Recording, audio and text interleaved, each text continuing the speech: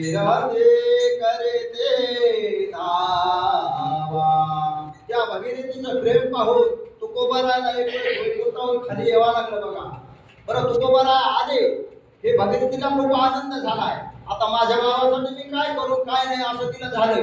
बाबा मी तुमच्यासाठी काय करू जेवायला काय नाही असं येते. बरेचसे काही पदार्थ सांगायला लागले. म्हणजे काहीच नको करू, मला लगेच परत जायचं नाही. म्हणले बाबा असं काही नको करू, की मला माझ्या हातून काही ना काही तुम्ही खाऊनच जा. मग लवकर होणारा पदार्थ कोणता हो? बोटवळ्याचा भात असतो. आता त्या बोटवळ्याच्या भातावर साखर असावा, तूप असावा, दूध असावा, मग पहा बोटवळ्याची भात. पण हा भात लवकर होतो पण लवकर खाता येत नाही. हे भात बघा. मग ते भातासाठी आता लहान मुलं असतात आपल्या घरी, 2 बहीण भाऊ असतात. पाहुणे जर आपल्याकडे आले तर मुलीकडे जर दुधाला मुलगी जर गेली तर ती काय करते, पदराआड आपल्या कशात तरी आडोशाला गिलासात आपला रुपया 2 रुपये टाकून ती आडोशाला गप्पून निघून जाते. कधीही दूध घेऊन येते ती पाहुण्यासमोर. हे पाहुण्याला हे पता लागत नाही. परंतु पोराची जात अशी असती की ते रुपया 5चा ढोकळ्या गिलासात टाकते आणि पाहुण्यासमोर खडखड खडखड खडखड वाजू जाते. पाहते आवडत अशी असते.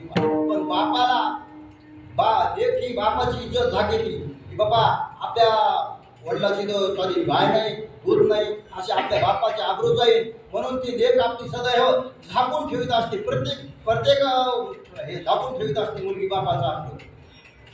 अशाच प्रकारे मग ते भात वगैरे झाला.